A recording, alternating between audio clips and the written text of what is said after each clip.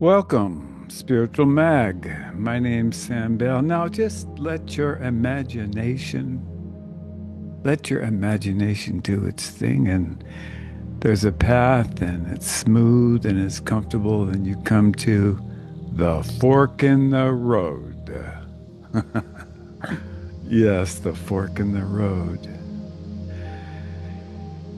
By Sambell, that's me, civilian journalist, Orion experiencer, www.spiritualmag.org. Well, we're going to take a look at how brain science, AI, and our choices can help or harm humanity. So let's imagine something together. Imagine your brain as a bustling city. Different neighborhoods in that city have different jobs.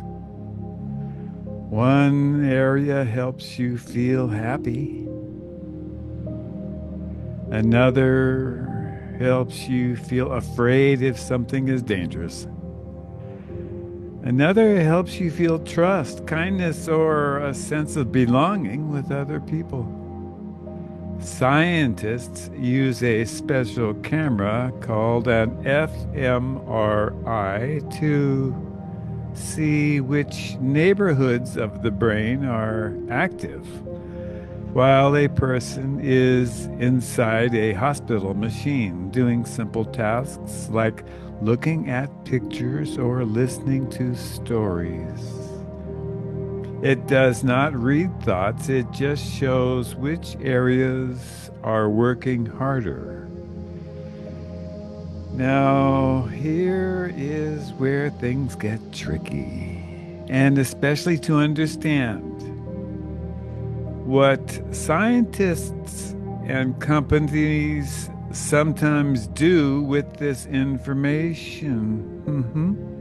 Scientists have learned that many human brains react in similar ways. For example, most people feel fear when they see danger. Most people feel comfort when they feel included. Most people dislike being excluded, shamed, or threatened. By studying thousands of volunteers over many, many, many years, researchers have learned patterns. Yes, patterns. These patterns tell us things like the kind of message that often creates fear. The kind of message that often creates trust. The kind of story makes people feel like they are part of a group. No one needs to scan everyone's brain to know this. Once patterns are known, they can be guessed statistically. What a geographic fMRI really means in simple words. Despite how scary it sounds, geographic fMRI does not mean scanning people's brains from far away. No. There are no satellites reading minds. There are no remote brain scanners and no remote machines controlling thoughts.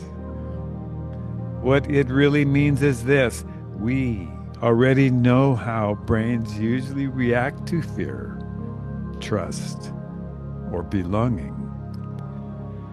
If we also know where people live, their culture, and what stresses they face, we can guess which messages are more likely to affect them emotionally. So instead of scanning everyone, computers say things like, people in this area may respond more strongly to fear-based messages. People in that area may respond better to messages about safety or family.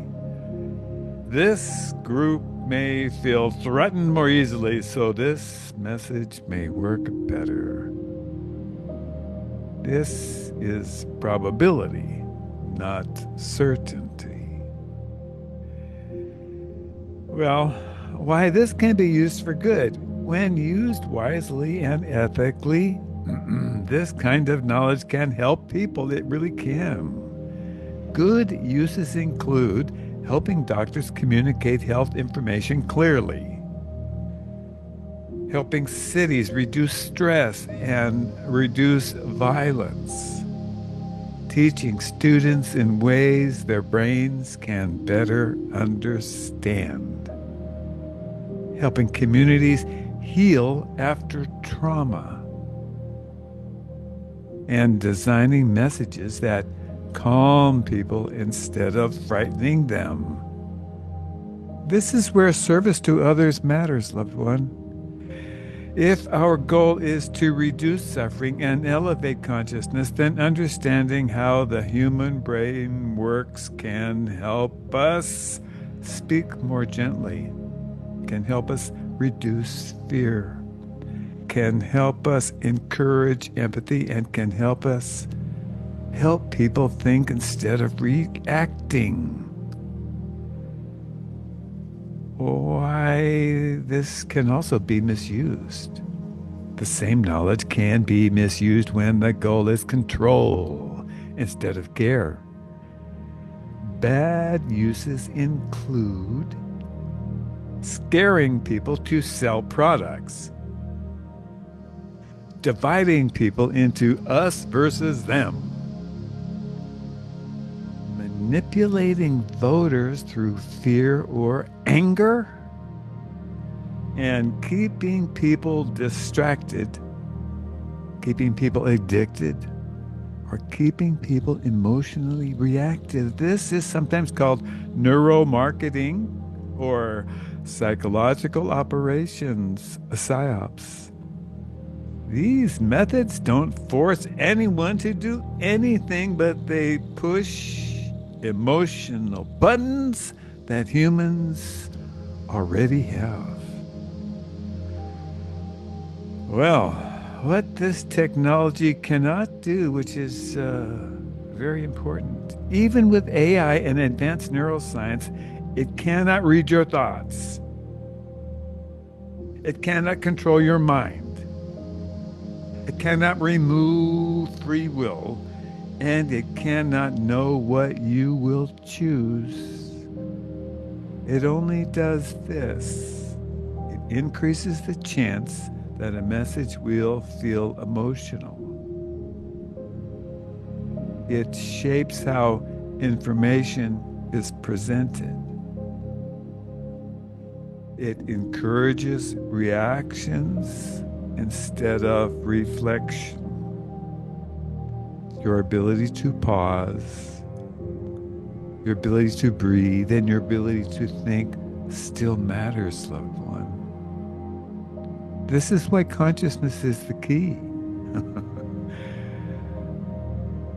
Loved one, here is where my perspective comes in. If people understand, my brain reacts automatically to fear. Strong emotions can be triggered on purpose. I don't have to react immediately.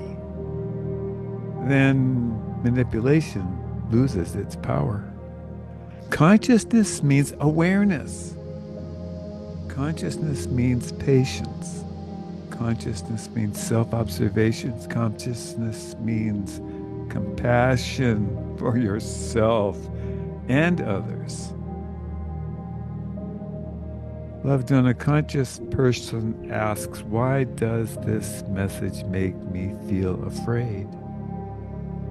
A conscious person asks, who benefits if I react quickly? A conscious person asks, what happens if I choose calm instead? Well, loved one, in the future, AI can help us wake up or fall asleep. Go night-night.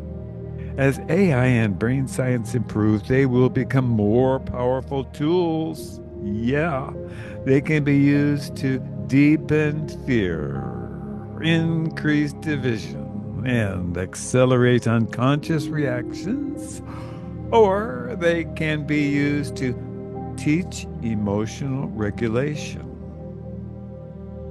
support mental health, help children learn safely, encourage kindness and wisdom. The technology itself, loved one, is neutral. Intention is what matters. Intention matters. Intention matters. So here's the simplest way to explain it, loved one. Scientists learned how human brains usually react to fear, reward, and trust by scanning volunteers. Those patterns are combined with location and demographic data to guess how groups of people might respond to messages. No minds are read, no brains are scanned remotely. It's about increasing emotional influence, not controlling thoughts. The best protection is your awareness. So, this is why service to others matters now more than ever. As these tools grow stronger, our responsibility grows too. Teaching children and adults to understand their emotions, notice manipulation, practice compassion, and choose awareness over reaction is the most crucial service we can offer humanity. Loved one, elevating consciousness is not abstract or mystical. It's practical, protected, and necessarily. Especially in a future shaped by AI. And the good news is, no machine is stronger than a calm, aware, compassionate human mind. You and all your loved ones are always in my prayers. Samuel Joseph Bell, civilian journalist, Orion experiencer, spiritualmag.org.